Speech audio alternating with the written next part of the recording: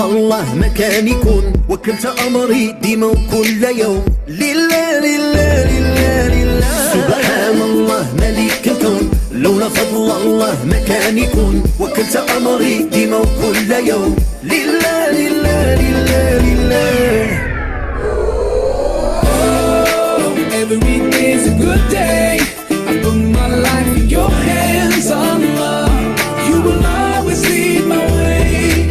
Oh, every day's a good day. I give my life to you, Allah. You will always lead my way. Oh, every day's a good day. I put my life in your hands, Allah. You will always lead my way. Every day's a good day. I give my life to you, Allah. You will always lead my way.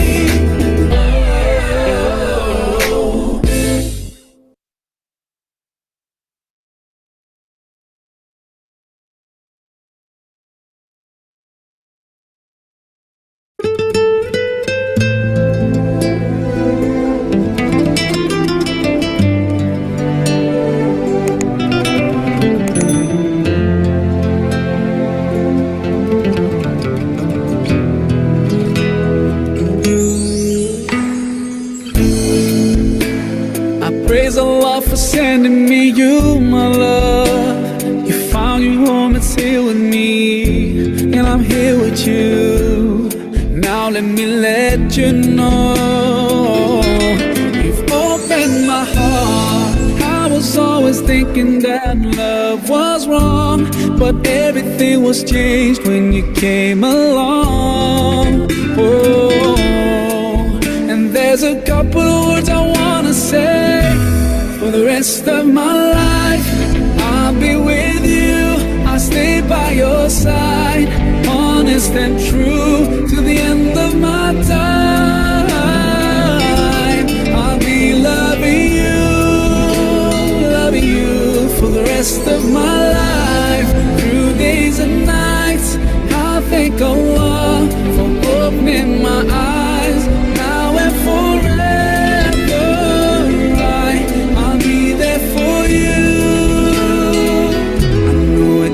in my heart, I feel so blessed when I think of you, and I ask Allah to bless all we do. You're my wife and my friend and my strength, and I pray we're together in Jannah. Oh, now I found myself, I feel so strong. Yes, everything was changed when you came along. Oh,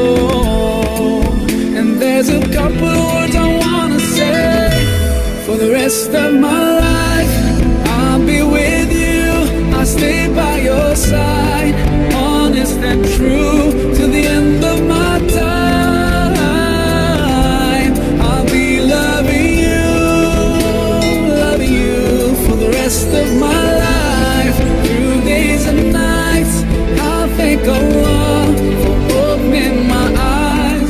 Now and forever, I'll be there for you. I know it deep in my heart. And now that you're here in front of me, I strongly feel love. And I have no doubt, and I sing it loud, that I will love you eternally.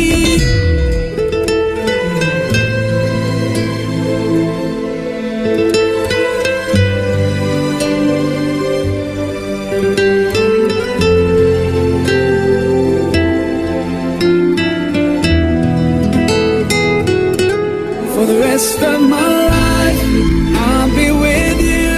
I'll stay by your side, honest and true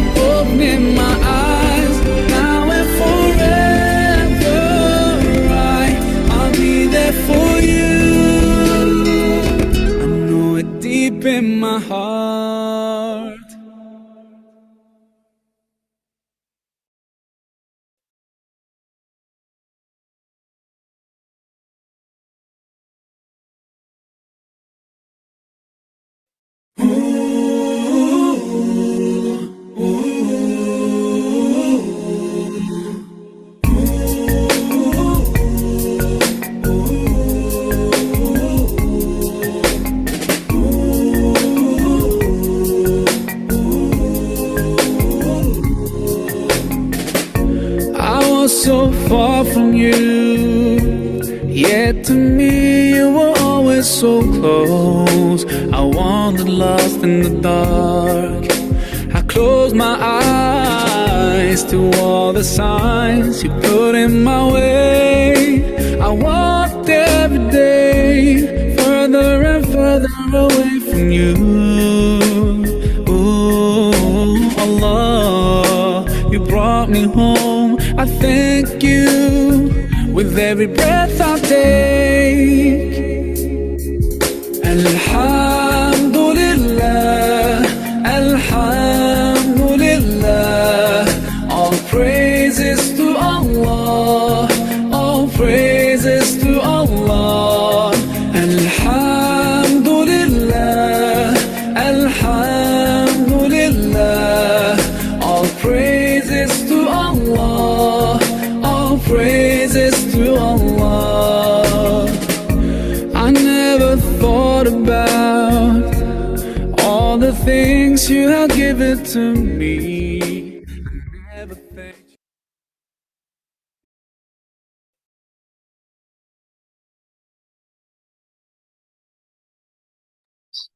Eh, Baik, karena ini waktu sudah menunjukkan pukul 15.30, maka akan saya mulai acara sore hari ini. Assalamualaikum warahmatullahi wabarakatuh. Waalaikumsalam warahmatullahi warahmatullahi wabarakatuh. Selamat datang kepada semua mahasiswa.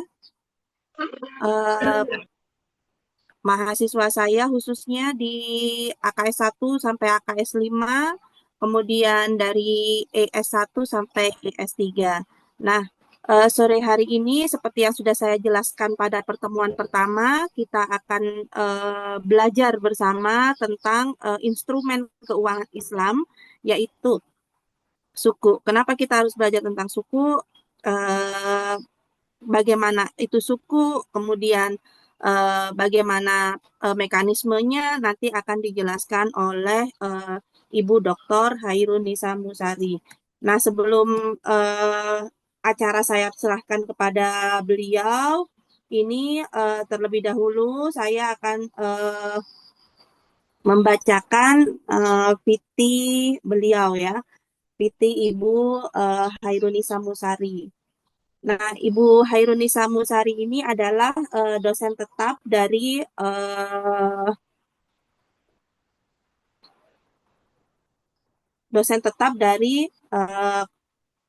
FEBI, Fakultas Ekonomi dan Bisnis Islam, UIN Kiai Haji Ahmad Is-Sidik Jember, juga sebagai dosen pada program Pasca Sarjana UIN Has Jember. Nah, Bu Hairunisa ini juga merupakan anggota aktif atau member aktif dari Ikatan Ahli Ekonomi Islam baik di pusat maupun di perwakilan daerah. Nah, dari tahun 2017 sampai sekarang beliau itu menjabat sebagai pengurus wilayah sekretaris pengurus wilayah Jawa Timur. Dan sebelumnya beliau juga pernah menjabat sebagai Sekretaris Jenderal YAI untuk wilayah Besuki Raya pada tahun 2014 sampai 2017. Nah, dari 2007 hingga sekarang, beliau ini memiliki karya tulis ilmiah sekitar 350, baik berupa book chapter ataupun berupa artikel. Nah, kemudian bidang penelitian, fokus dari beliau, fokus utama beliau adalah di bidang suku, wakaf, esam, serta fiskal. Mungkin kalau teman-teman yang dari ES pasti sudah mengenal beliau ya. Dan beliau juga adalah reviewer dari beberapa reviewer untuk program penelitian, publikasi ilmiah, dan pengabdian masyarakat. Nah, sebelumnya saya mau menyapa dulu Ibu Hairunisa Musari. Selamat sore Ibu Dr. Hairunisa Musari. Ya, Mbak Alifa, Assalamualaikum warahmatullahi wabarakatuh. Salam hormat dari saya untuk Bu Harin Nisa. Terima kasih banyak sudah menyempatkan waktunya di sela-sela kesibukannya, menyempatkan waktu untuk memberikan apa ya, memberikan materi tentang suku. Nah, eh, Bu Hairun Nisa Musari ini perlu diketahui, beliau mencari waktu dengan beliau ini untuk mengajar kita itu sangat sulit sekali ya. Jadi mahasiswa saya minta tolong untuk betul-betul nanti mendengarkan apa yang disampaikan dari Bu Hairun Nisa Musari karena ini nanti akan menjadi materi ke depan eh, dari pertemuan-pertemuan kita. Nah, kemudian untuk yang mahasiswa yang 2 SKS, acara ini menjadi 2 kali pertemuan tatap muka kita, sedangkan untuk yang 3 SKS akan menjadi sekali tatap muka. Jadi minggu depan yang 3 SKS akan bertemu dengan saya lagi. Untuk yang 2 SKS nanti akan saya berikan tugas kembali. Oke, tanpa berlama-lama lagi, kita saya akan serahkan kepada Ibu Hairunisa Musari. Ibu Hairunisa Musari, waktu dan tempat dipersilahkan. Ya, terima kasih Bu Alifa. Suara saya jelas ya? Sudah jelas. Jelas. Ini tertarik saya sama Mas Rifki Asadi.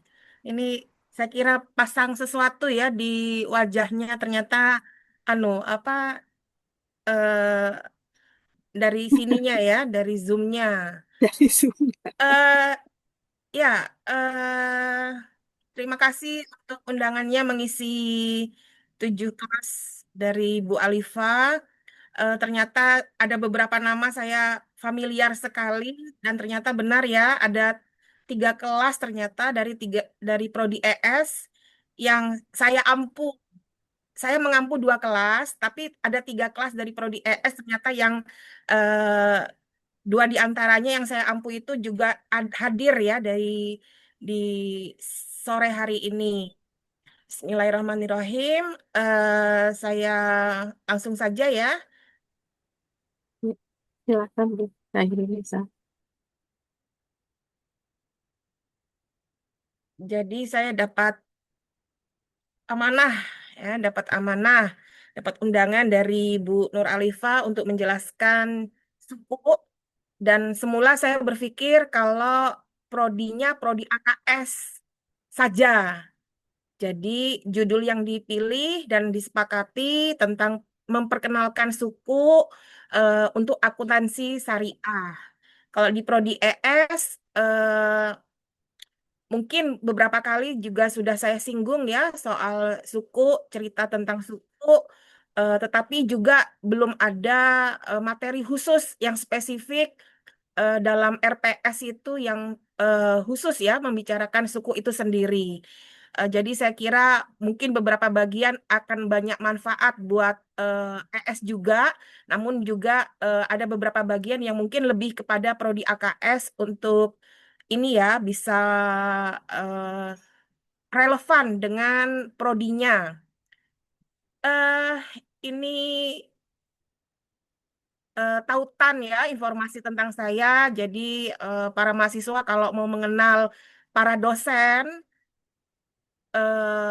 terus kemudian mencari kompetensi ya, kompetensi nanti kemudian juga kalau menyusun skripsi atau proposal penelitian ada syarat atau tuntutan untuk bisa menggunakan 5 atau mengutip 5 dari karya ilmiah dosen. Nah, tautan-tautan ini bisa ya dicari. Saya pengen tentang akuntansi UMKM. Kalau mungkin dari ES misalnya ya, kalau ES nggak boleh akuntansi UMKM ya, tapi mungkin siapa dari dosen akuntansi yang pernah bersinggungan ya dengan akuntansi UMKM misalnya ya dari prodi AKS. Nah, itu bisa dari tautan-tautan ini bisa menemukan siapa sih dosen Febi di akuntansi syariah yang punya experience untuk meneliti atau diskusi ya untuk UMKM seperti itu. Tadi sudah ya short bio saya sudah disampaikan sama Bu Nur Alifa. Ini 3 agenda kita untuk sampai sekitar pukul 5 atau ya maksimum setengah 6 lah ya, saya kira maksimum 3 agenda yang ingin dibahas. Nanti ada sisa waktu yang saya kira kita bisa tanya jawab. Materi sudah saya berikan ya kepada Bu Nur Alifah. Jadi bagaimana kebijakannya beliau untuk materi ini dibagikan itu nanti ya langsung dari Bu Nur Alifahnya.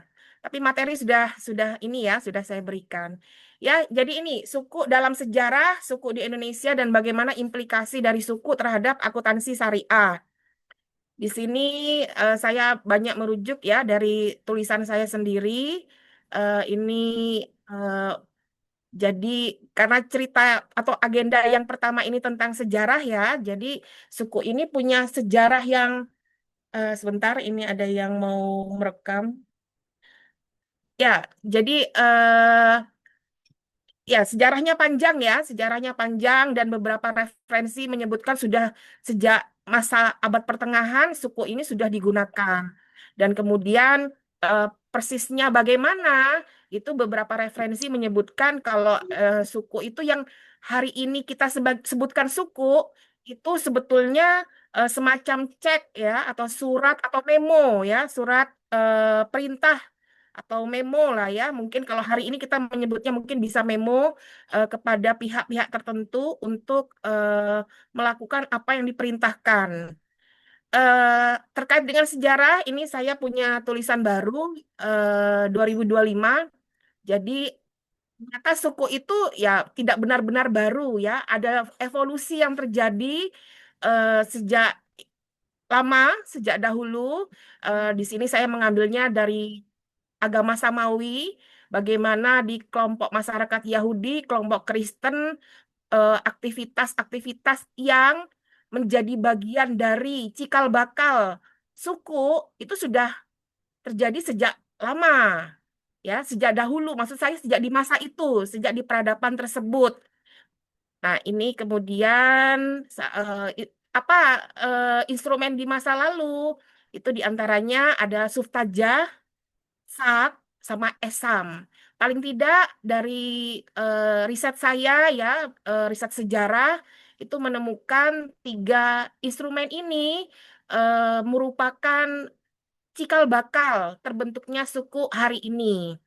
Suftaja, sak itu ditemukan atau aktivitas instrumen ini bisa kita lihat ya sudah dilakukan dan menyebar pada peradaban Yahudi, peradaban Kristen juga ya, dan kemudian di peradaban Islam. Dan peradaban Islam banyak berkontribusi ya di dalam menemukan ya atau menghadirkan instrumen-instrumen tersebut dan kemudian dari kelompok masyarakat Yahudi, Kristiani itu yang ikut menyebarluaskan, malah ikut menyebarluaskan ya dan mengadopsi. Nah, ini kita kalau belajar sejarah, Masya Allah ya, eh, tidak ada yang benar-benar baru ya. Jadi hari ini tidak ada yang benar-benar baru. Nah, kemudian ini perbandingan ya, komparasi antara 3 instrumen yang menjadi cikal bakal terbentuknya suku itu adalah seperti yang kita lihat di layar ini. Bagaimana struktur kelembagaannya, standarisasinya, sama-sama di backup sama aset ya, dan bagaimana transmisi atau transfer ya dari satu pihak kepada pihak yang lain dan bagaimana uh, perpetuity itu ya perpetual atau jangka panjangnya ya, jangka lamanya, jangka waktunya maksud saya. Nah, ini yang kemudian bisa diringkas, dirangkum dari komparasi 4 instrumen ini.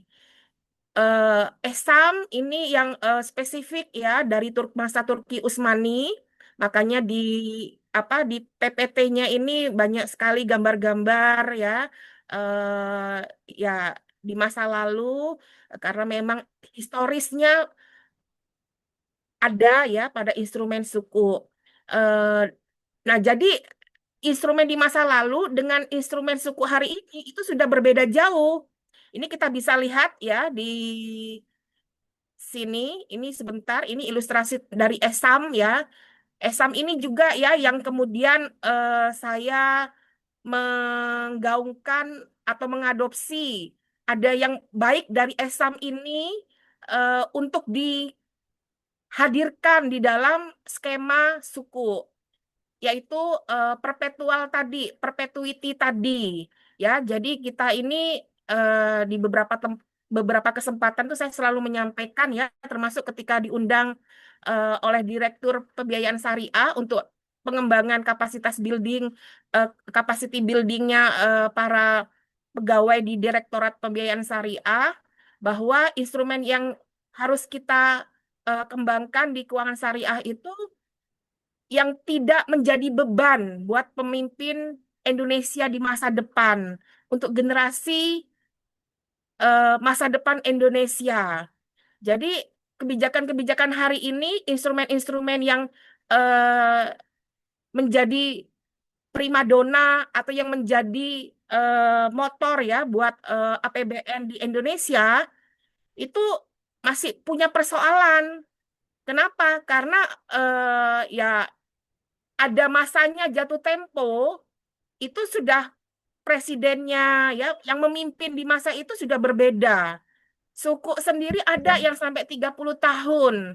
Jadi siapa yang nanti dari ya partisipan yang hadir di sore hari ini, kita nggak tahu, ya, 5, 10, 20 tahun lagi kalian nanti sama Allah dihadirkan dalam kondisi yang bagaimana, berada di mana, ya, ternyata berada di Kementerian Keuangan mungkin atau di kementerian tertentu, mendapatkan kesempatan, ya, untuk posisi-posisi pengambil kebijakan, itu akan jadi beban, ya, atau yang bertanggung jawab untuk mengembalikan pokok dari mobilisasi dana yang sudah diterbitkan oleh pemerintah hari ini. Nah, ini, ya, jadi salah satu yang saya adopsi, saya gaungkan dari ESAM ini, yang bisa diadopsi untuk suku hari ini itu adalah ininya, ya, perpetualnya, diantaranya seperti itu. Ini tadi ESAM ini, ya, instrumen di masa Turki Utsmani, ketika Turki Utsmani mengalami kekalahan perang dan kemudian pemerintah di masa itu mencari cara bagaimana untuk bisa menjalankan pembangunan, menjalankan operasional negara, tetapi juga bisa mengembalikan denda, ya, sanksi atas kekalahan perang itu. Nah, ini yang kemudian muncul instrumen ESAM yang memperbaiki instrumen sebelumnya. Ini yang kemudian selama beberapa waktu digunakan dan ketika diperkenalkan ini berhasil, ya. Ini yang dan ini menjadi instrumen sekuritisasi syariah pertama, ya, dalam sejarah keuangan Islam. Beberapa referensi terutama dari Prof. Murad Sijakja itu secara terang benderang beliau menegaskan instrumen sekuritisasi syariah pertama itu adalah ESAM. Kemudian lanjut, ya, tadi karena cikal bakal, ya, cikal bakal. Nah, suku beberapa definisi bisa saya ambil dari beberapa buku, dari beberapa penulis, ya, instrumen pembiayaan sektor publik, ya, dari Prof. Muhammad Ayub, ya, bukunya juga bestseller, Introduce to Islamic Finance, ya, ada diterjemahkan juga ke dalam bahasa Indonesia. Ini juga, ya, bahwa suku sudah digunakan oleh masyarakat Muslim, ya, pada abad pertengahan, ya. Kemudian ini juga, ya, ini disertasi, ya, buku yang diambil dari disertasi Wahid di UIN Jakarta, ya. Jadi suku juga bisa, ya, untuk instrumen pembiayaan, mobilisasi dana, mempercepat sektor partisipasi, ya, dari sektor swasta di dalam proyek-proyek yang bersifat fasilitas publik, ya. Buat sektor swasta, suku juga bisa menjadi investasi alternatif untuk sumber pembiayaan, pendanaan, pengembangan dari sebuah perusahaan.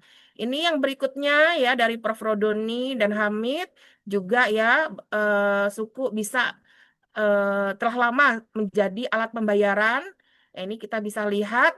Nah, ini, ya, ini yang kemudian juga bisa menjelaskan. Jadi tadi, ya, ada Suftaja, SAK, dan ESAM. Nah, di masanya Umar bin Khattab ini suku itu kata dasarnya sak. Jadi suku itu jamak. Ya, suku itu jamak, kemudian kata dasarnya tunggalnya itu adalah sak. Sak atau cek ya. Nah, di masa lalu, masa Umar bin Khattab, ini mau lebaran. Kemudian Bu Alifa, saya berikan sak ya, sak tadi ya, sak itu ya suku maksudnya ya, tapi kata tunggal karena saya mau ngasih Bu Alifa. Bu Alifa, ini saya kasih suku, tolong nanti tanggal 14 Maret, 2 hari sebelum atau 3 hari ya, 2, 3 hari, 4 hari sebelum Lebaran, tolong ya nanti datang ke Baitul Mal, nanti ambil terigu, nanti ada juga uang yang bisa dicairkan ya, kurang lebih seperti itu. Nah, itu ya, jadi aktivitasnya suku di masa lalu, di masa Umar bin Khattab itu kurang lebih demikian. Masyarakat tertentu yang mendapatkan suku itu mendapatkan perintah untuk mencairkan atau mengambil sesuatu dari tempat yang ditunjuk oleh Umar bin Khattab. Kurang lebih seperti itu. Kemudian ya ini juga ya dari Iqbal and Mirahor merepresentasikan kepemilikan ya secara proporsional untuk sebuah aset. Nah, ini ya yang jadi pembeda. Ini nanti ada implikasinya kepada akuntansi syariah ya. Pembayaran terhadap suku yang menyerupai ini ya surat berharga utang yang ini apa penghasilan tetap ya, mendapatkan return yang tetap. Nah, ada kemiripan ya, ada kemiripan ini ya. Jadi bagian di sini ini juga nggak bisa dipungkiri ya, ada yang mirip ya dengan konvensional. Sama perbankan syariah juga punya irisan, punya benang merah atau kesamaan ya dengan perbankan konvensional.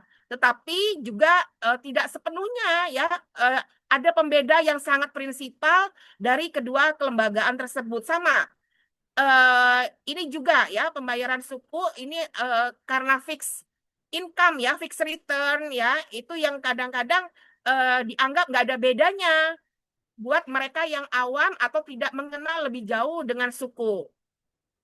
Kemudian ini juga ya beberapa definisi ya untuk bisa menjelaskan bagaimana suku bisa mengelola likuiditas ya dan portofolio ya dari Dr. Rifki Ismail dari Bank Indonesia. Ini juga saya pernah menulis bersama Dr. Rifki ya. Kami meyakini bahwa suku itu adalah pilihan yang lebih baik daripada utang ya, daripada pinjam secara bilateral maupun kepada lembaga donor ya. Itu pilihan yang lebih bermartabat untuk suku ya buat Indonesia. Nah, ini juga ya suku sudah melewati batas-batas, bukan hanya simbol keuangan syariah saja ya, karena yang mengadopsi, mengembangkan dan berlomba-lomba untuk apa namanya di pasar modalnya ya, untuk di ikut jual beli suku ya, investasi suku. Itu adalah juga negara-negara yang mayoritas penduduknya bukan Muslim ya, Inggris, Luxembourg ya, Jepang ya, seperti itu ya. Kemudian ini tadi sudah, nah ini ya, ini Prof. Murad Syakca menyampaikan tadi kita lihat ya sudah ada evolusi. Nah, suku sendiri juga variannya berkembang. Variannya berkembang. Nah, yang menjadi catatan adalah apapun inovasi yang kita kembangkan untuk instrumen keuangan syariah, itu tidak boleh meninggalkan 3 ini. Ya, kalau ngambil dari Prof. Murad Syakca, nggak boleh ada riba, nggak boleh memindahkan. Ya, tapi membagi resiko, bukan memindahkan atau menggeser. Ya, dan kemudian ini ya ada Al-Ghazali atau Al-Shatibi optimum. Ya, ini makosid syariah sebetulnya isinya yang poin ketiga ini. Kemudian ini juga ya tadi saya bilang mengadopsi dari Esam untuk saya suarakan untuk menjadi perpetual Ya, ini kebetulan perpetual green suku. Apapun sukunya, ya, apapun instrumennya, sebisa mungkin tidak menjadi beban. Itu yang menjadi catatan penting. Nah, ini kemudian ya, perpetual ini diantaranya juga adalah bagaimana mengkombinasikan sekarang yang lagi marak ya, Islamic Blended Finance. Nah, ya, bagaimana mengintegrasikan instrumen komersial syariah dengan instrumen sosial syariah. Instrumen komersialnya yang sampai hari ini digunakan satu-satunya ya suku ini, ya, tinggal dikombinasikan dengan keuangan sosial yang mana, ya, itu yang kemudian digaungkan, ya. Kalau dalam konteksnya Indonesia itu ada yang namanya cash wakaf link suku. Nah, kita masuk ini suku di Indonesia. Merujuknya ya dari Undang-Undang SBSN tahun 2008, ini Undang-Undang SBSN dan undang-undang ini juga diantaranya merujuk kepada AOIV ya, ada di Bahrain. AOIV ini dia yang menjadi semacam lembaga standarisasi ya, standarisasi keuangan syariah global. Nah, kemudian di Indonesia ini saya ambil juga ya dari tulisan artikel jurnal yang sudah rilis kemarin 1 Desember dengan Prof. Abdul Bari ya, Abdul Bari Al-Halimci dari Maroko. Kami menulis tentang suku negara ya, suku negara. Jadi suku negara tuh bukan state suku, bukan government suku. Kalau dalam konteks Indonesia biasanya nyebutnya sovereign suku. Nah, ini ya 2008 sampai 2012 ada beberapa instrumen. Saat itu belum kenal ya yang namanya suku atau CWLS. Ya, green suku itu belum. Kemudian 2013 sampai 2018 berkembang ya varian sukunya. Kita kenal suku hijau, ya, suku tabungan, ya, ada yang retail, ya, sehingga orang per orang, mahasiswa saya itu bisa ikut berperan atau ikut berkontribusi di dalam investasi dalam mendukung pembangunan melalui dengan cara membeli suku tadi. Ya, ini 2019 sampai hari ini masih juga berlaku ya, cash wakaf link suku, ada green PBS, ya, project based suku. Nah, kemudian juga ada retail. Sebelum ya salah satu varian suku yang fenomenal di Indonesia itu ada CWLS tahun 2023 itu mengantarkan Indonesia memperoleh ISDB Award ya, ISDB Prize, Islamic Development Bank Prize ya, sebagai ini atas capaiannya sebagai ini ya di penghargaannya tuh semacam ekonomi Islam yang berdampak ya, pengakuan atas instrumen tersebut. Nah, ini sebelum CWLS itu Indonesia itu sudah utak-atik yang namanya suku link wakaf. Tapi ini agak susah berkembang ya, dan kemudian praktisi industri ya itu banyak kemudian beralih ya kepada cash wakaf link suku. Ya, ini saya ambil gambarnya ya dari book chapter yang mau akan rilis.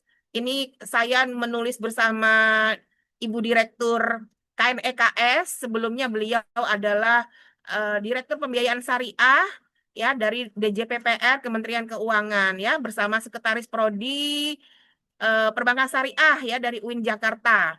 Nah, ini kami coba membangun skema cash wakaf link suku, stakeholder yang terlibat sehingga kita bisa tahu ekosistem yang terbentuk yang dibutuhkan untuk bisa membuat CWLS menjadi berkembang ya, seperti itu. Nah, ini implikasi terhadap akuntansi syariah. Ya, ya, ini mungkin yang untuk ES mungkin tidak ini, tapi saya kira tidak ada salahnya ya untuk jadi pengetahuan. Nah, ini ya, dan saya kira ya ini masih perlu diluruskan juga ya, karena kompetensi saya bukan di akuntansi syariah, sehingga tetap ya perlu dialog. Dan saya kira mungkin silakan kalau Bu Alifa juga mau meluruskan, merapikan, mungkin dalam narasi ya, atau cara berpikir, pemahaman saya juga mungkin kurang pas ya, karena memang kompetensinya bukan di akuntansinya ya. Nah ini ya, tapi dari perspektif saya ya jelas ya ada implikasi terhadap akuntansi syariah ya, karena kita juga mengenalnya di masa lalu, penggunaan obligasi. Nah, karakternya ya jelas berbeda ya, karena ada kepemilikan aset, manfaat, proyek ya yang memenuhi syariah yang menjadi karakter dari suku itu sendiri ya. Kemudian ini ya implikasinya, yang saya kira relevan ya, atau yang generik, dia menggeser paradigma dari akuntansi yang semula berbasis utang menjadi akuntansi berbasis aset ya.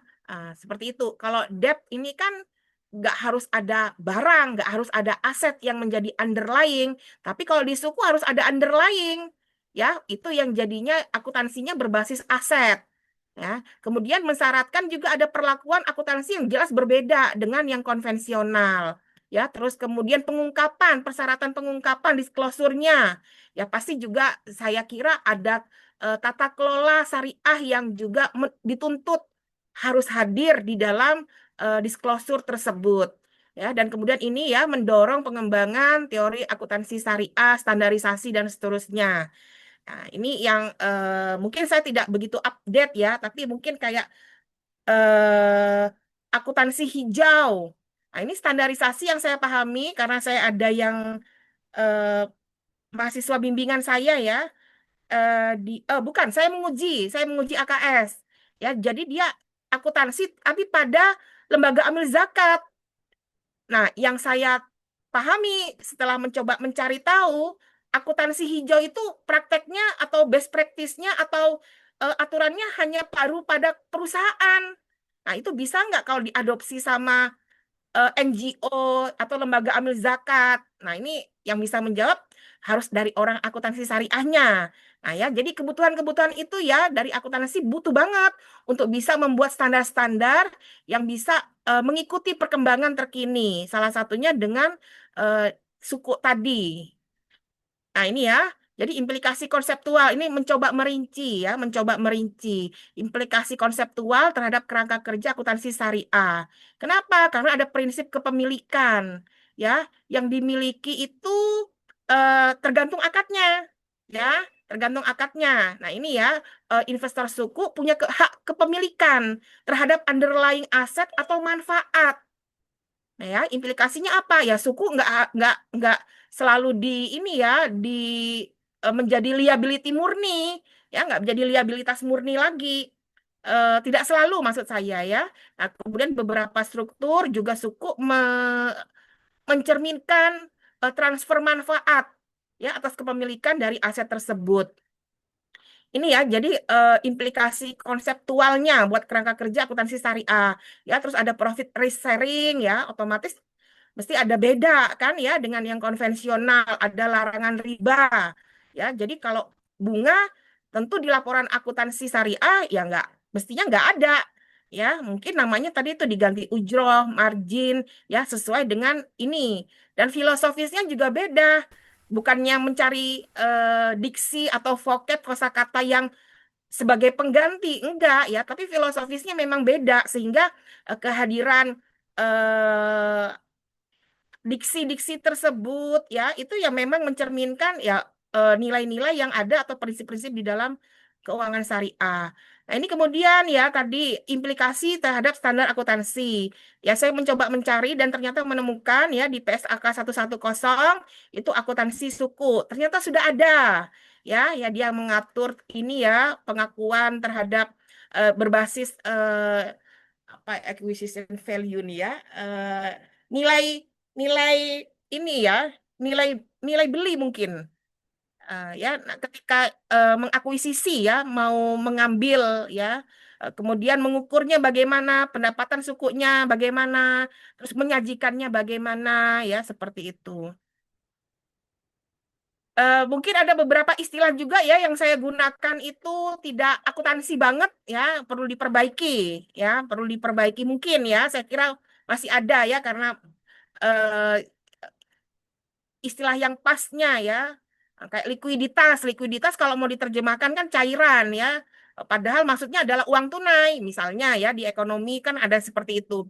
Nah ini kemudian ya implikasi terhadap struktur laporan keuangan.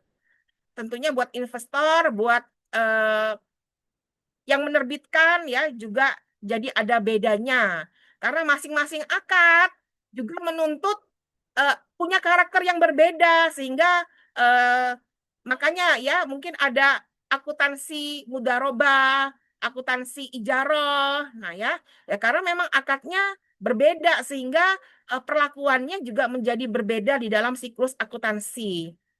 Eh ini juga ya implikasi terhadap pengungkapan ya, menuntut ada pengungkapan tambahan ya karena ada underlying aset. Kemudian kalau mau menerbitkan suku itu issuer itu harus ada SPV, nggak boleh issuer itu langsung. Nah ya itu diantaranya. Kalau ESAM yang di instrumen masa lalu dia nggak perlu SPV, itu bedanya lebih sederhana. Tapi ketika suku modern hari ini itu mensyaratkan adanya special purpose vehicle ini ya, sehingga di dalam pengungkapan atau disclosure juga mestinya perlu ada juga existingnya dari eh, ya yang membedakan suku ya dengan obligasi. Nah ini kemudian ya implikasi terhadap tata kelola dan kepatuhan syariah. Suku juga melibatkan ini ya Dewan Pengawas Syariah, ada audit syariah, ya kemudian ya sehingga yang lazim di obligasi, jadi ada tambahan ya, jadi ada apa namanya ya yang menjadi membedakan perlakuan terhadap suku itu di dalam ini tata kelolanya. Kemudian untuk nah ini ya untuk pengembangan ya pengembangan teori akuntansi syariah. Nah, ya ini saya juga ini aja ya ya mungkin sudah ada ya atau karena saya ngasih namanya juga kurang pas ya mungkin ya tapi paling tidak bayangan saya ya bisa saja ya kita sah-sah saja mau tauhidi accounting mau kasih nama ya yang memang belum ada sebelumnya ya. Green accounting ya sudah ya. Apakah green accounting itu juga berlaku untuk keuangan syariah? Nah, ini saya belum bisa menjawab ya. Makanya ini semua dikasih nama depannya embel-embelnya ada Islamic ya. Karena bisa jadi green accounting tadi yang sudah saya sampaikan ada tapi pada perusahaan. Tapi apakah itu juga pas untuk Islamnya ya, Islamic accounting? Nah, ini saya belum sampai mencoba melacak, mencari tahu sampai mendalam seperti itu. Eh, seper- eh, Kemudian ya ini ya ada pembeda karena ada nilai-nilai etis, keadilan, dan transparansi yang juga harus bisa tercermin di dalam sistem pelaporan keuangan. Itu berikutnya, nah ini ya riset-riset ke depan. Nah ini saya juga ya kira-kira lah ya. Nah, ya yang belum ada nih kalau karena saya bukan bidangnya ya, jadi ya mestinya banyak ya yang bisa. Ya tadi yang green accountingnya aja itu baru perusahaan. Padahal sekarang semangatnya semua ya, termasuk lembaga amil zakat, pengelola-pengelola dana sosial itu juga arah-arahnya harus sustainable. Nah, bagaimana memastikan dana yang disalurkan juga memenuhi green accounting, tapi tentu yang Islami. Nah, ini belum ada yang saya tahu ya, bisa dikoreksi. Yang saya temukan ketika menguji mahasiswa ya, 2 minggu yang lalu mungkin, seminggu yang ya 2 minggu yang lalu ya mungkin itu ya baru perusahaan ya green accounting itu yang ada untuk perusahaan. Nah ini yang non perusahaan ya NGO jelas beda. Apa juga perlakuannya sama ya. Nah ini ya, jadi pengungkapan sukunya, bagaimana perlakuan terhadap akuntansi syariah, mungkin membandingkan PSAK dengan AOIV, ya. sesuai tidak, selaras tidak, atau ada kearifan lokal ya tanda kutip yang menjadi khas Indonesia sehingga berbeda misalnya ya. Kemudian bagaimana eh, ya kalau kinerja perusahaan ya yang sudah berinteraksi dengan suku, entah dia menjadi penerbit atau dia yang membeli suku, nah itu gimana menjadi lebih profit, apakah sustainable atau ya itu bisa ya. Terus tata kelola ya dari institusi atau perusahaan yang sudah berinteraksi dengan suku, bagaimana tata kelolanya, kehadiran DPS sama audit syariah tercermin di dalam laporan keuangan kah? Atau, nah ini ya siklus akuntansi dari hulu hingga hilir ada di mana ya dari tata kelola ini yang mengadopsi atau yang sudah berinteraksi dengan suku tadi. Ini ya saya menemukan dari laporan keuangannya Bank Syariah Indonesia tahun 2004-2023 ini kalau digedein anu ya, jadi di BSI ini juga eh, sudah ya, ini bisa kita lihat surat berharga syariah negara. Surat berharga syariah negara itu suku itu sendiri ya. Tapi kalau SBSN ya suku tapi yang diterbitkan oleh pemerintah, oleh Kementerian Keuangan, itu yang disebut sovereign suku. Kemudian ada surat perbendaharaan negara syariah. Ini Bank Indonesia ya. Ada suku Bank Indonesia juga, lain lagi ya. Nah, ini ada efek beragun aset syariah. Nah, ya, jadi seperti ini. Pos-posnya ya, ini mungkin kalau untuk yang di akuntansi syariah bisa lebih paham ya bagaimana penempatannya di dalam posting-posting di laporan keuangan. Berikutnya ini juga yang saya temukan miliknya Kes Wakaf Link Suku. Mungkin ada yang masih bingung membedakan diskonto kemudian kupon ya, kupon itu ya return ya, cuma di sini dia menyebutnya kupon.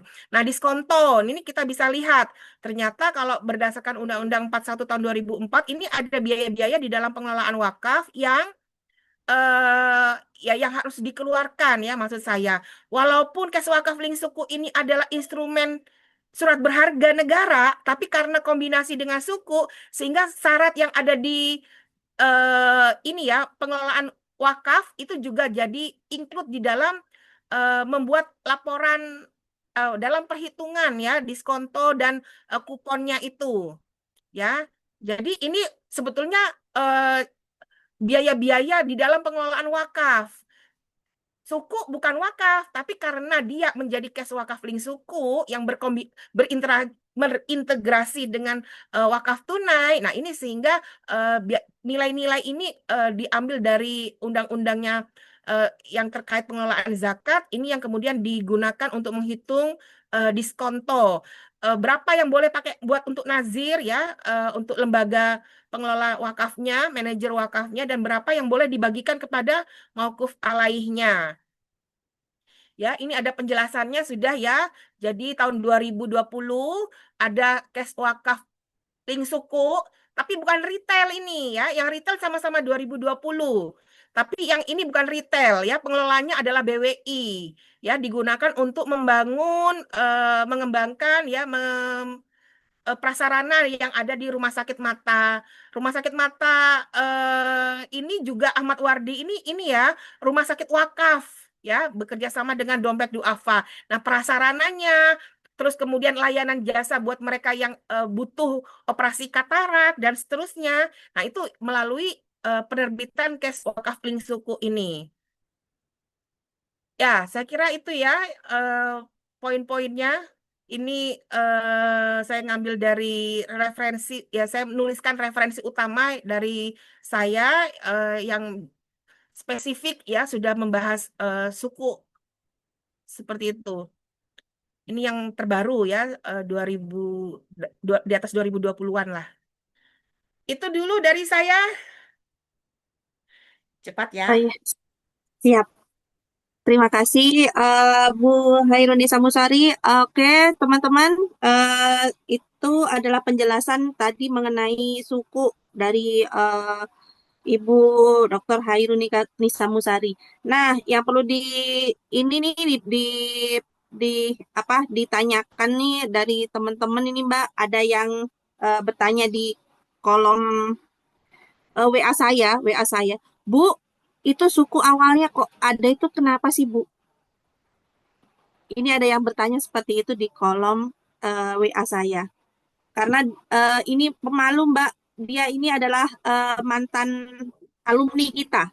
Alumni kita yang ini dia ingin belajar tentang suku Muhammad Fadli dari AKS ya, nggak tahu di sini pakai akun apa, bertanya Bu sebenarnya suku itu apa asal muasalnya ada karena apa? Terima kasih. Ya, terima kasih Bu Alifa. Ini juga ya di di Q&A. Jadi di fiturnya Zoom ini ada kolom chat, juga ada kolom tanya jawab Bu Alifa. Nah, ini di kolom Iya. Q&A-nya juga dari Anissa Ismia Rohman, AKS 5. Ya, kenapa harus ada suku? Ya, kalau dari sejarah Islam itu kita perdagangan menjadi motor ya, menjadi motor menggerakkan perekonomian, peradaban ya. Kalau di masa Nabi Ibrahim itu eh, patung Ula Uzza ya. Nah, itu juga bukan sekedar jadi ini ya, tapi juga diperdagangkan ya. Rasulullah eh, melaksanakan perdagangan global. Jadi hari ini kita ngomong globalisasi perdagangan ekonomi internasional atau perdagangan global itu juga Rasulullah sudah duluan ya dalam konteks berdagang yang sesungguhnya lintas negara dan nah, itu semua. Nah, aktivitas-aktivitas tersebut itu kan membutuhkan instrumen yang memudahkan ya termasuk kehadiran uang ya. Dulu kita kenalnya barter di masa lalu, terus kemudian ada mengenal dari peninggalan Romawi sama Persia ya kita kemudian ada dinar dirham dan diperbolehkan menggunakan alat transaksi tersebut di masa Rasulullah sehingga banyak yang mengira dinar dirham itu peninggalan peradaban Islam. Bukan, dinar dirham itu peninggalan dari Romawi sama Persia tapi digunakan di dalam peradaban Islam ya. Dan kemudian eh, ya itu semua alat-alat transaksi, alat-alat yang mendukung kegiatan ekonomi. Kalau dulu ya di ceritanya Suftaja, Sak sama Esam ya, Suftaja itu gimana ya caranya kalau mereka yang membawa uang dalam jumlah besar, koin tadi ya tentunya dari misalnya dari Jember mau ke Jakarta, itu kan peluang membawa koin yang dalam jumlah besar itu kan besar sekali, banyak sekali, berat sekali, dan juga tidak aman. Ya, itu diantaranya ya dari yang Sustaja tadi. Eh, nah, itu sehingga butuh ya alat ya atau instrumen yang bisa nggak perlu sampai demikian ya. Tadi itu bisa melalui kertas.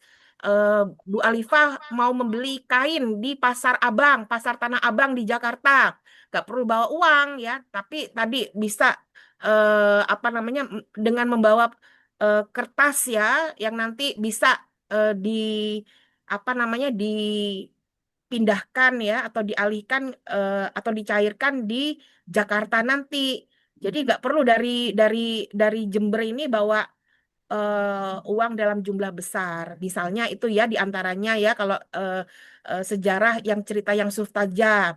Terus yang kemudian yang sak tadi sama supaya kalau mau bagiin THR atau supaya bisa masyarakat mendapatkan sembako ya dari pemerintah Kabupaten Jember misalnya. Saya bagikan kertas dulu, jangan nunggu pada saat hari H. Ya, jadi jauh-jauh hari dari pegawai Baitul Mal mungkin ya itu sudah membagikan 500 buat warga Jember misalnya. Sudah didata dan kemudian tinggal dikasih kertas. Nanti tanggal 16 atau ya 16 Maret datang ya ke Baitul Mal. Nah, jadi masyarakat sebagai penanda. Nah, itu juga bagian dari instrumen yang dibutuhkan di dalam kegiatan ya perbendaharaan negara kalau konteksnya tadi yang baitul mal, termasuk yang perdagangan ya komoditas, pengganti uang dan seterusnya ya yang di masa itu sudah ada kebutuhan ya kebutuhan yang seperti itu sudah ini karena aktivitas perdagangan bukan baru-baru ini juga ya sejak masa lalu itu sudah ada. Nah, aktivitas-aktivitas yang sederhana itu ya yang kemudian ada tadi esam ya esam ceritanya jadi agak beda ya dengan yang sak sama yang suftaja. Tapi dia sekuritisasi.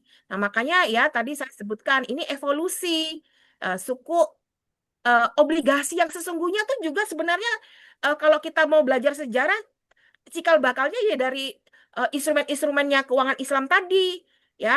Tapi karena dia berbasis bunga sehingga ketika obligasi menjadi marak ya sebagai instrumen sekuritas ya itu yang perlu diislamisasikan itu diantaranya ya beberapa referensi menyebutkan ya memang tujuannya mengislamkan obligasi ya padahal kalau lihat dari sejarah obligasi juga bukan sesuatu yang tiba-tiba jadi ya tapi dia juga melakukan terjadi evolusi dengan instrumen di masa lalu. Nah, kemudian kepentingannya suku ini ya tadi ya sebagai instrumen pembiayaan negara hari ini dia bisa memobilisasi dana dan dia bisa menggantikan obligasi ya dari Bu Dwi Irianti Hadidingnia tadi yang saya sampaikan beliau adalah direktur KNEKS cerita ketika masih di pembiayaan syariah obligasi itu ori ya surat berharga yang konvensional itu sudah mulai mengadopsi suku juga. Jadi tidak hanya menerbitkan tanpa tahu dana itu mau untuk apa. Kalau suku itu kan diterbitkan sudah tahu mau dialokasikan untuk membangun apa. Nah, sehingga tidak hanya sekedar gali lubang tutup lubang utang, tapi sudah ada tujuannya. Nah, itu yang hari ini obligasi juga sudah mulai mengadopsi ya, mulai niru. Nggak hanya sekedar menerbitkan untuk tutupin defisit anggaran ya, tapi juga sudah dijelaskan dari awal prospektusnya ini mau digunakan untuk apa. Nah, itu diantaranya. Itu Bu Alifah. Ya, siap, siap, Mbak. Ini ada lagi pertanyaan yang kedua. Seberapa aman sih posisi investor suku di negara kita ini, katanya gitu. Maaf, ada yang tupo. Tupo itu apa ya? Tupo itu ini kayaknya ada yang kepo gitu, kayak seperti itu. Tupo sama kepo sama. Oh ya, itu yang Mungkin, atasnya belum Mbak mungkin ya. Alifah. Sering saya baca sendiri ya. Ya, iya, boleh, boleh. Banyak anak muda yang seringkali ketika memulai investasi terjebak di investasi bodong atau kripto. Oh ini mahasiswa bimbingan saya ya. Jadi artikel jurnal akhirnya. Neliti mahasiswa Febi. Itu dapat dan ternyata prodi AKS yang terbanyak investasi kripto, Bu Alifah. Ya. Oh, Seuinhas dia sampai dapat responden lebih dari 100. Seuinhas. Ah, ya, tapi karena administrasi, karena kalau neliti Uinhas itu harus ada izin LP2M, itu yang agak jadi ribet, akhirnya sudahlah Febi saja, ya. Dan ternyata yang paling banyak se-Febi itu semua dari prodi AKS. Ah, mahasiswa bimbingan saya juga prodi AKS kebetulan. Sehingga saya sendiri maju mundur saat ingin mencoba investasi. Pertanyaan saya, seberapa aman posisi investor suku? Oh, kalau dari suku, ya, suku negara ya, suku negara ini eh ya sudah dijamin oleh Undang-Undang APBN eh low risk ya. Sebetulnya ya zero sebetulnya, tapi kita nggak boleh bilang zero juga karena kalau resiko tuh nggak bisa bilang nol ya, tapi eh, resiko tinggi, resiko rendah ya. Tapi sebetulnya ya secara substansi ya karena dijamin oleh negara itu yang tadi boleh dikata sebetulnya zero ya. Eh, jadi termasuk ya low risk lah kalau bisa kita katakan demikian. Eh, karena dijamin ya, yang cash wakaf link suku eh, dijamin ada yang temporer ya, jadi 2 tahun uang itu kembali, tapi tetap berwakaf. Nah, ini ya, dengan uang 1 juta minimal ya, minimal 1 juta. Minimal 1 juta itu sudah bisa ikut membangun negara tapi juga beramal jariah ya. Walaupun nilainya nggak banyak, tapi kan niatnya yang penting. Sama Allah kan nggak dilihat gede kecilnya ya, tapi sudah niatnya itu yang saya kira juga yang perlu kita apresiasi. Apalagi kalau generasi Z ini kan ya boleh dikatakan masih belum mapan ya, tapi sudah mau tergerak untuk ikut mendukung instrumen-instrumen keuangan syariah, saya kira tetap perlu diapresiasi. Jadi resikonya ya sangat rendah ya. Bahkan boleh dikata ya zero sebetulnya untuk yang sovereign ya, karena memang dijamin oleh negara. Undang-undang APBN itu sudah menyampaikan demikian. Investasi lain ini banyak ya, emas, semua tetap punya resiko. Nah, makanya ada nasihat, jangan kalau berinvestasi itu jangan dikumpulkan ke dalam satu tempat saja, jangan Keranjang. naruh telur di dalam satu Dalam keranjang. satu Kalau keranjang. satu pecah, pecah semua, nggak punya lagi. Nah, itu dibagi. Mungkin ada yang Hmm. disimpan di mana, ditaruh di mana, tetap kecil-kecil, tapi karena konsisten, dia bisa akan saling ini ya, membackup ketika ada kondisi tertentu yang membuat instrumen salah satunya yang mungkin kurang baik kondisinya di masa depan. Ya. Seberapa aman posisi investor suku? Ya itu tadi ya, dilindungi uangnya dikembalikan sama kayak kita naruh uang di perbankan syariah, dijamin oleh LPS ya sampai maksimum 2 miliar ya yang dijamin oleh LPS. Ini beda loh ya dengan investasi uang kripto. Jadi kalau yang mau termasuk yang P2P, hati-hati ya P2P, P2P lending maksud saya ya, fintech fintech.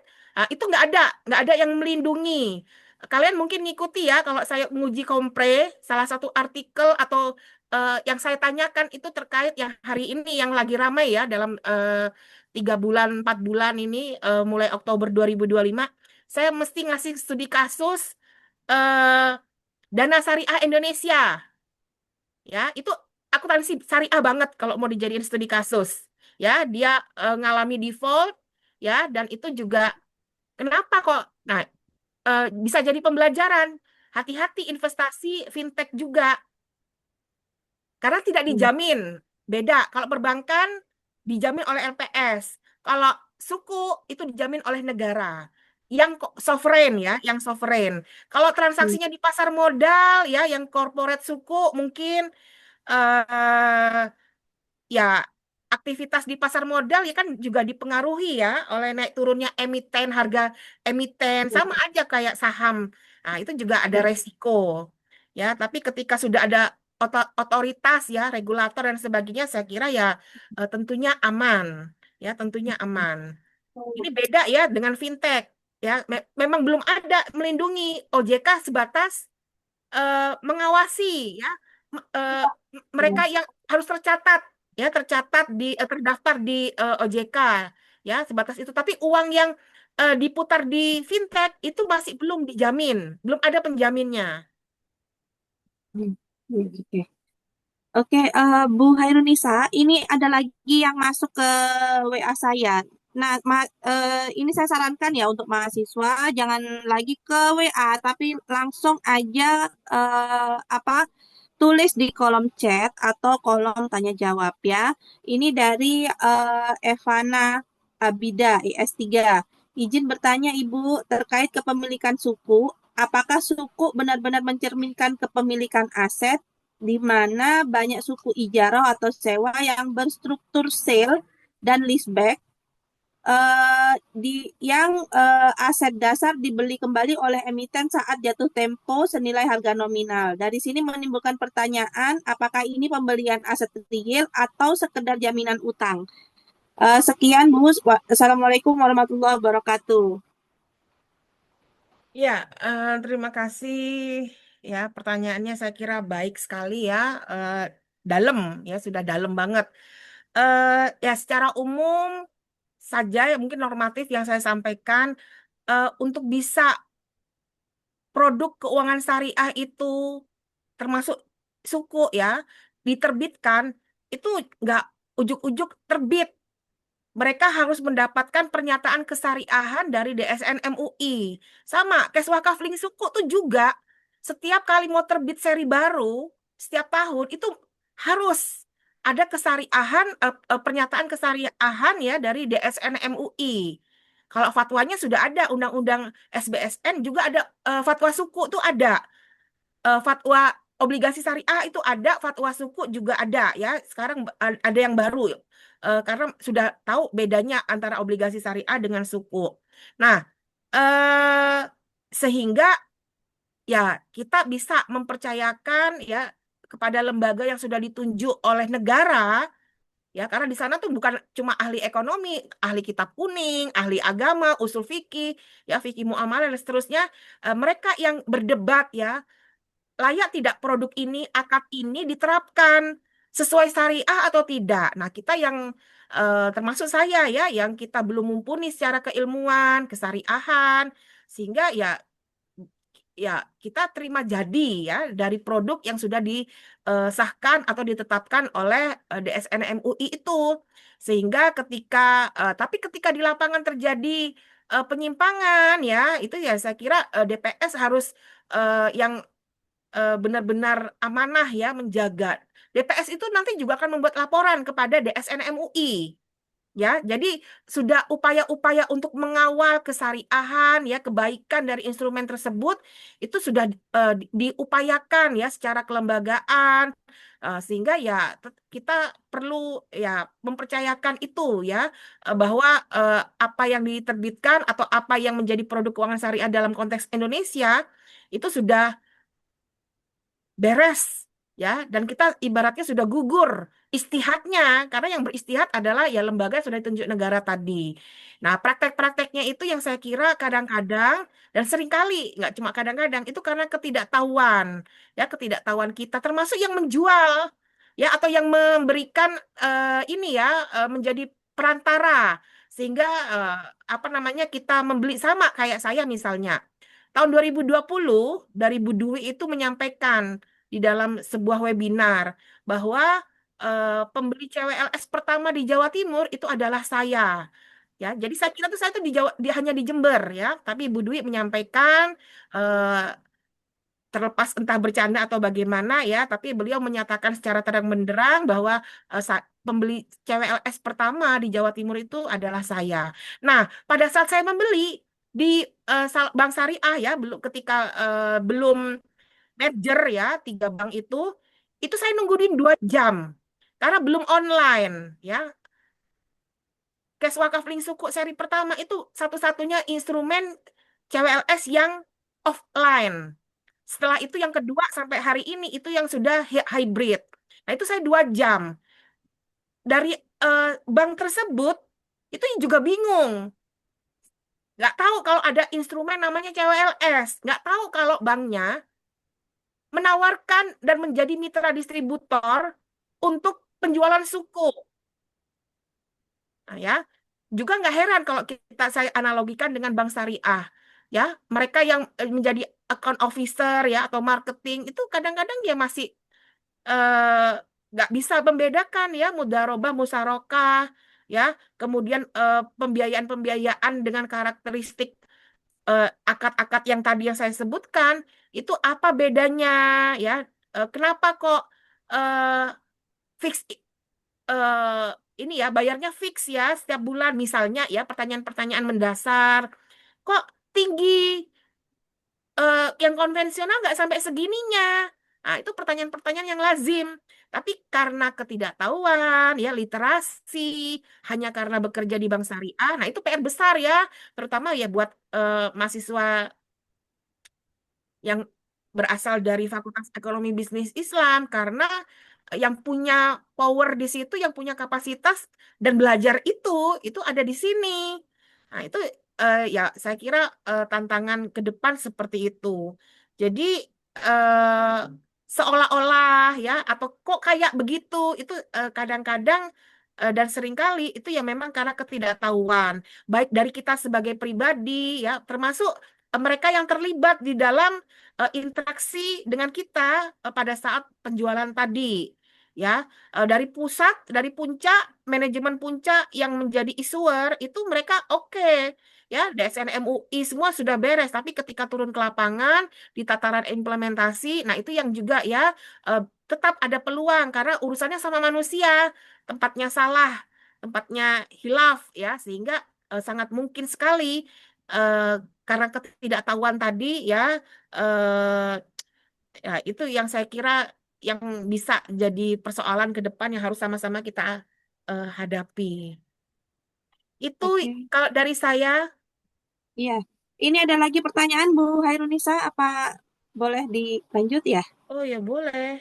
Iya, jadi gini Bu, suku kan harus pakai aset nyata dan bagi risikonya bareng-bareng. Tapi bagaimana kita bisa yakin kalau penerbit nggak bakal curang, misalnya nurunin kualitas aset? Nurunkan kualitas aset.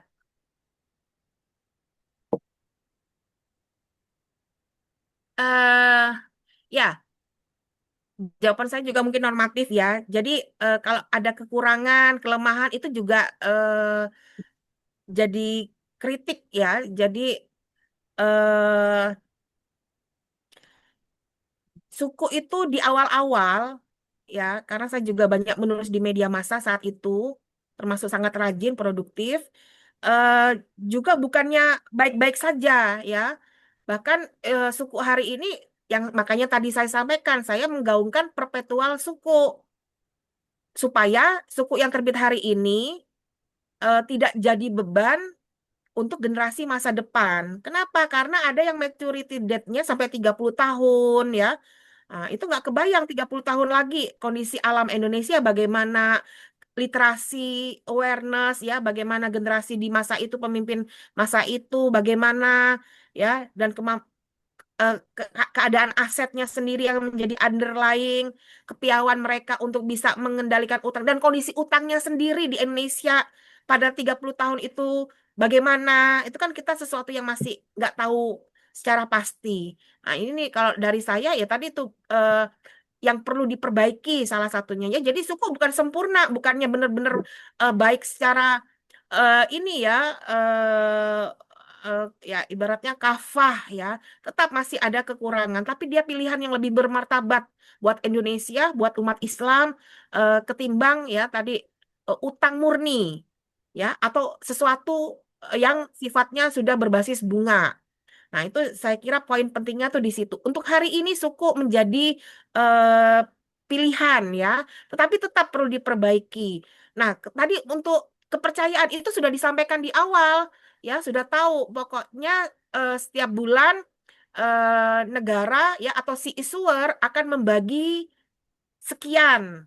Nah, itu memang yang bikin jadi seolah-olah mirip sama konvensional. Hmm. Tapi mau mau naik turun ya atau tidak bisa memberikan kejelasan berapa setiap bulan eh, bisa memberikan return terhadap si investor itu juga bukan persoalan yang mudah karena Hmm. karakter investor minta juga ingin tahu saya kalau beli suku saya membeli keuangan instrumen keuangan syariah berinvestasi dalam waktu 2 tahun saya dapat berapa setiap bulannya ya jadi juga minta minta kejelasan sama aja kayak di perbankan syariah mau menerapkan profit loss sharing benar-benar profit loss sharing itu susah kenapa kalau karakteristik masyarakat nasabah maunya profit sharing kalau profit dibagi bareng-bareng kalau loss ya banknya dong yang nanggung nah kan jadi juga jadi dual standar sebetulnya. Nah, Hmm. itu maksud saya ya. Jadi tergantung perspektifnya. Kekhawatiran kita sebagai investor itu saya kira kalau konteksnya adalah sovereign suku, tadi ya sudah dijamin. Eh, Apapun keadaan dari underlying aset itu tidak akan mempengaruhi berapapun yang kita dapat karena itu akan sesuai akar dan itu yang menjadi salah satu karakteristik utama dari instrumen keuangan syariah. Tidak hanya suku, termasuk yang perbankan. Walaupun sekarang lagi misalnya ya kondisi resiko sektor real, ancaman ke depan ini ya karena pengaruh dari Timur Tengah ya itu bisa memberikan dampak eh, kegaduhan ekonomi ya ketidakpastian buat ekonomi Indonesia sehingga mungkin bank misalnya ya Bank Indonesia Otoritas Moneter meningkatkan BI 7 day repo rate-nya atau BI rate-nya, dan kemudian bank-bank konvensional juga akhirnya berlomba-lomba. Nah, ini nggak boleh bank syariah, harus sesuai dengan akad yang mungkin sudah kita ambil pembiayaan 2 tahun lalu, atau mereka yang berinvestasi sudah akad sekian. Itu yang harus dipatuhi, nggak mengikuti perubahan itu maksud saya. Nah, itu ya, jadi karakter kita positioningnya di mana? Dan saya kira kalau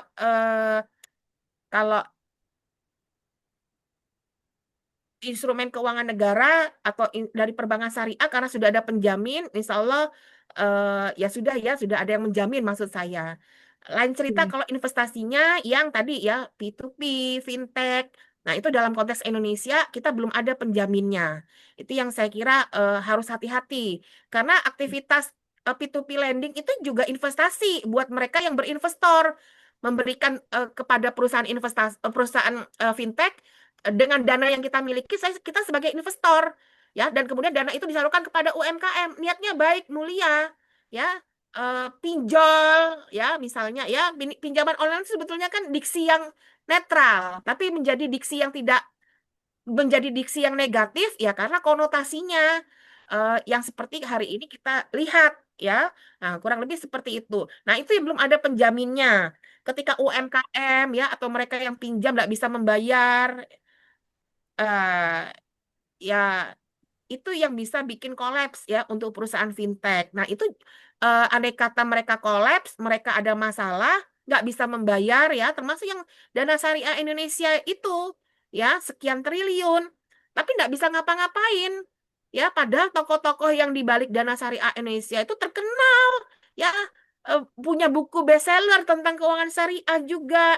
Nah, ini ya dalam konteks implementasi. Nah, tapi konteksnya itu kan P2P ya, karena memang belum ada pelindung itu yang saya kira hati-hati terhadap generasi Z kepada mahasiswa. Iya. Tapi kalau Oke. tidak ada otoritasnya, ada regulator yang sudah bahkan sudah ada legalitas secara undang-undang, itu yang saya kira sudah insya Allah negara akan melindungi konsumen, melindungi nasabah. Oke, Bu Hairunisa, tadi Bu Hairunisa menyatakan bahwa ini ada pertanyaan sebelum ke pertanyaan yang di Zoom, ada lagi pertanyaan. Tadi disinggung tentang perpetual suku. Nah, bagaimana perpetual suku itu, ada pertanyaan di sini, bisa melindungi apa generasi masa depan. Apakah perpetual suku ini, karena di akuntansi Bu Hairunisa itu ada juga, kita juga mempunyai sistem perpetual, tapi itu pada pada produk atau pada barang ya, perpetual pada barang, di mana sistem perpetual kalau pada barang ini kita harus mencatat secara terus-menerus keluar masuknya barang. Nah, apakah ini sistem ini sama dengan sistem di perpetual suku gitu? Terus pertanyaan yang kedua, bagaimana perpetual suku ini bisa melindungi generasi muda di masa yang akan datang? Nah, itu ada pertanyaan. Ya, sebentar ya, pindah.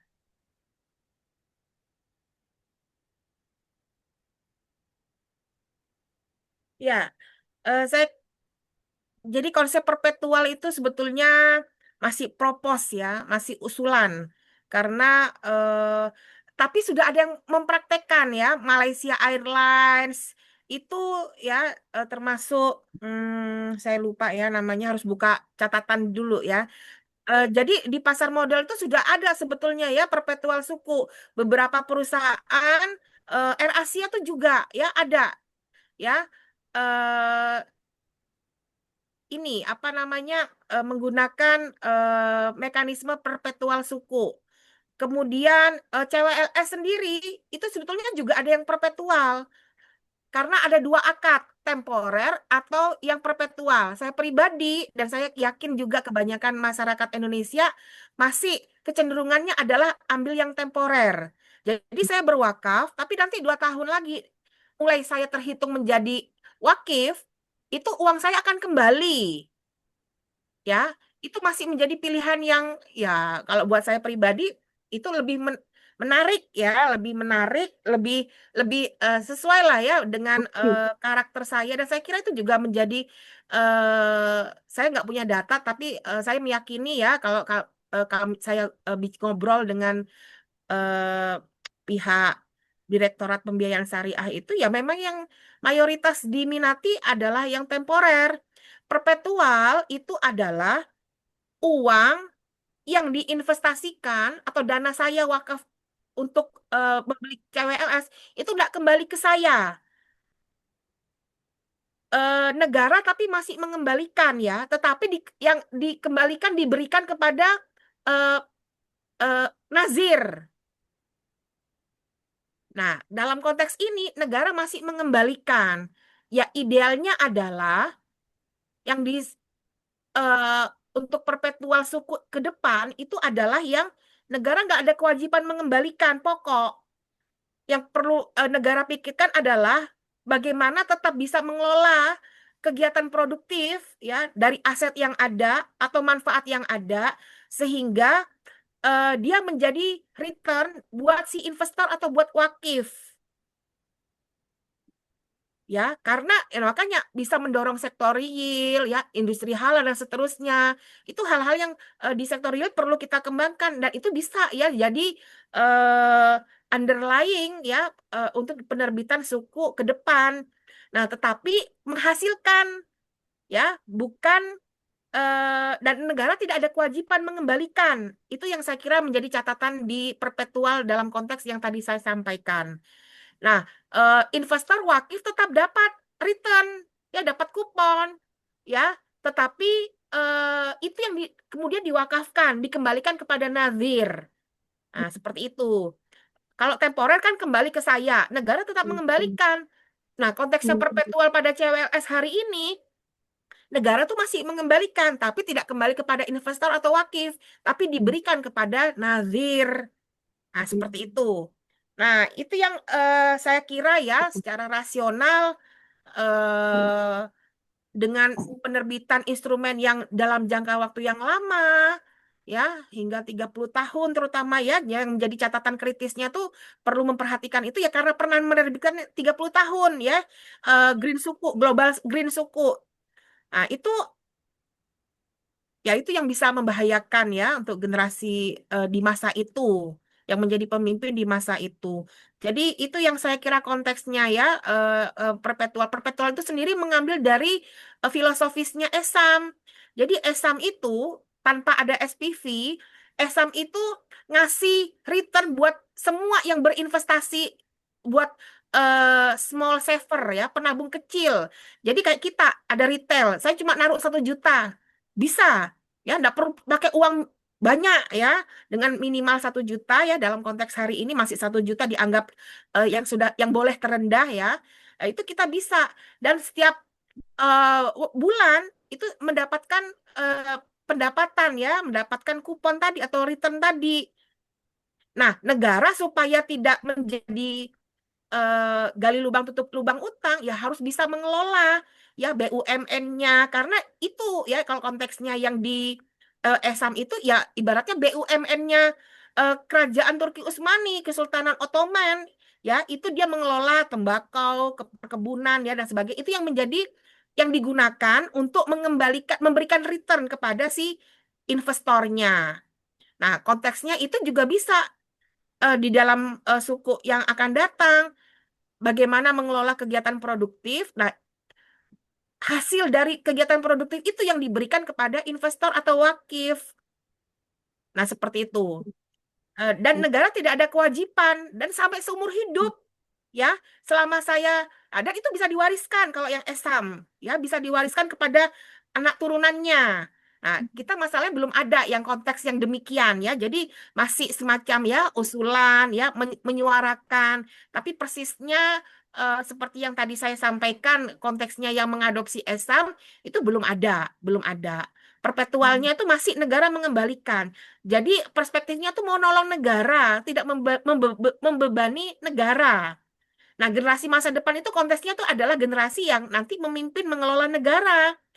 Karena ya jangan tinggalkan generasi setelahmu dalam keadaan miskin. dalam keadaan kekurangan. Kekurangan itu tidak hanya kekurangan ilmu, ya, dalam keadaan miskin ilmu, miskin badan, miskin ekonomi juga, ya. Ekonomi dalam konteksnya ekonomi makro, ya jangan ngasih beban utang, ya. Nah, itu. Jadi jangan sampai generasi masa depan tuh dalam kondisi yang lemah. Para pemimpin hari ini bisa nolong negara hari ini, menyenangkan pengelolaan negara pembangunan hari ini, tapi bebannya diberikan kepada yang nanti memimpin Indonesia di masa depan. Nah, itu yang jadi catatan kritisnya, yang sehingga kita perlu mengembangkan skema-skema. Dan skema yang saya berikan, yang saya bilang, saya gaungkan itu ya bukan skema yang sempurna, ya. Artinya ya bisa jadi regulasinya masih ada benturan regulasi, ya.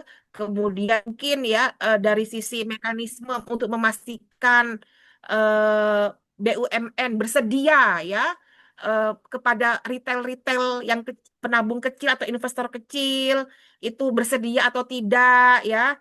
Nah, itu juga bisa jadi persoalan tersendiri. Itu ya mungkin yang bisa saya respon. Iya. Oke, pertanyaan terakhir ya Mbak. Hmm. eh ini ada pertanyaan dari Reza Zulkarnain. Mengapa perkembangan pasar suku di beberapa negara Muslim masih kalah cepat dibandingkan dengan instrumen keuangan konvensional?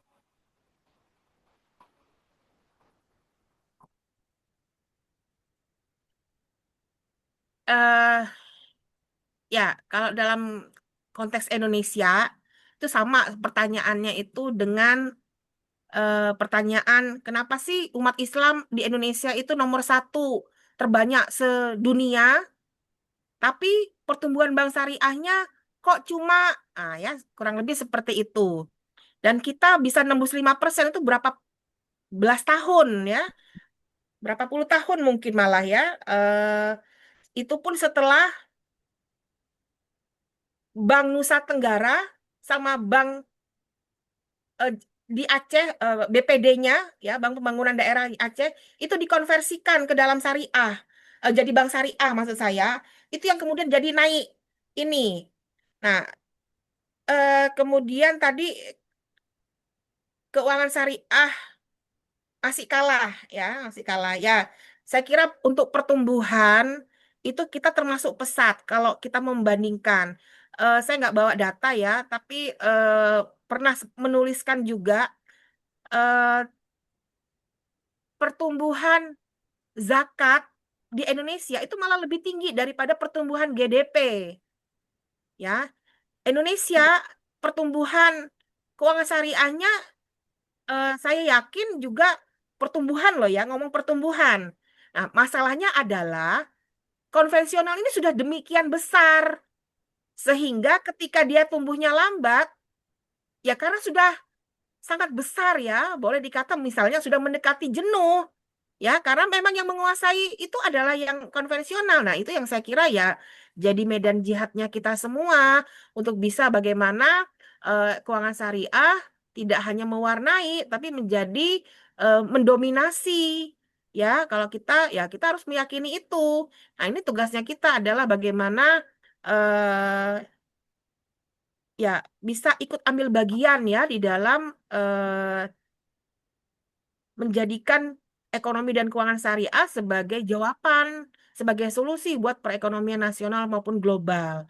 Tapi paling tidak dengan adanya tadi saya sampaikan, ya, negara-negara yang non-Muslim, negara-negara dengan mayoritas penduduknya bukan Muslim, mereka saja percaya, ya, dengan perbankan syariah, dengan keuangan syariah, ya, itu sudah menunjukkan, ya, bahwa mereka bisa menerima. Kalau tidak menguntungkan, tidak ya tidak baik, ya, mereka nggak akan mungkin, ya, mau seperti eh, menawarkan, ya, investor untuk membuka bersedia mau investasi mendirikan bank syariah, perusahaan syariah yang berbasis syariah, ya, perusahaan keuangan berbasis syariah, dan kemudian pasar modalnya juga sudah menghadirkan emiten-emiten syariah. Itu saya kira juga menjadi sinyal bahwa ya keuangan syariah ini universal. Eh, tapi kalau dibandingkan dengan konvensional, ya, kayak misalnya, ya, BRI itu sudah umurnya 100 tahun lebih. dari 1800 itu sudah ada BRI ya, cikal bakalnya yang BRI hari ini sudah dimulai dari 1800. Terus kita mau bandingkan dengan perbankan syariah, mau apple to apple, jeruk lawan jeruk, agak susah. Kita baru 92. Mereka yang kelahiran 92 berarti sekarang umur berapa lah? Kan juga nggak sampai setengah dari umurnya BRI. Nah, itu yang saya kira juga ya jadi agak nggak fair ya kalau mau membandingkan pertumbuhannya, market share-nya, dan seterusnya. Eh, Ketika dia sudah tumbuh, bisa diterima. Nah, itu saya kira yang juga bisa menjadi indikator capaian yang harus kita apresiasi. Dan tugas kita adalah ya terus menyebarkan, menjadikan arus utama terhadap ekonomi dan keuangan syariah. Itu saya jawaban normatif, Bu Alifah. Siap. Oke, ada sebelum ditutup, ada lagi pertanyaan mungkin yang mau buka mic dan kamera? Ada nggak? Insya Allah Tidak sudah ada. bisa diberikan, Ibu. Oke. Oke, terima kasih banyak Bu Hairunisa Musari atas kehadirannya sore ini. Sudah meluangkan waktu yang saya yakin beliau ini untuk mengisi ini gitu ya, itu perlu effort karena saya yang meminta, beliau sukarela, kita wajib berterima kasih kepada beliau sudah ini ya, sudah menjelaskan sedemikian jelasnya apa yang dimaksud dengan instrumen suku, dan semoga nanti ini bisa menjadi uh, bahan kajian kalian di dalam nanti mungkin mengembangkan skripsi atau mengembangkan artikel dan sebagainya. Oke, terima kasih Bu Hairunisa Musari atas kehadirannya, dan terima kasih teman-teman sekalian sudah hadir di acara hari ini. Untuk ini saya akhiri dulu sampai di sini. Mungkin nanti kalau misalnya ada keinginan mengetahui suku lebih lanjut, bisa menghubungi Bu Hairunisa Musari, atau nanti jika ada banyak sekali yang ingin mengetahui suku, nanti kita bisa undang lagi Bu Hairunisa Musari hadir bersama-sama kita lagi. Mungkin beliau tidak akan keberatan, insya Allah. Oke, saya akhiri pertemuan ini. Wallahul muwaffiq ila aqwamit thoriq. Assalamualaikum warahmatullahi wabarakatuh. Terima kasih Bu Hairunisa. Waalaikumsalam Waalaikumsalam warahmatullahi wabarakatuh. wabarakatuh. Terima kasih Ibu-ibu. Terima kasih Ibu, ilmunya bermanfaat. Rami, rami, rami. Waalaikumsalam warahmatullahi. Maju. Mari, guys. Hidung, hidung.